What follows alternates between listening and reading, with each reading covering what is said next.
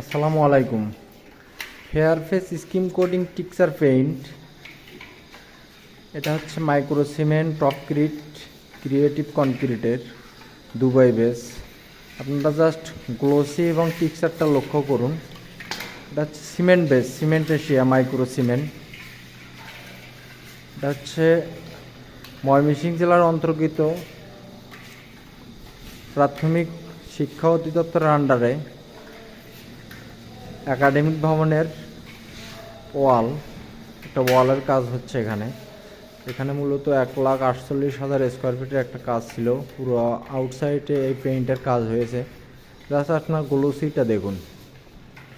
আমরা সারা বাংলাদেশে আমাদের সিনিয়র টেকনিশিয়ান দ্বারা আপনার ওয়ালে marble looking, mirror finish, high glossy texture পেইন্টের কাজ করে থাকি।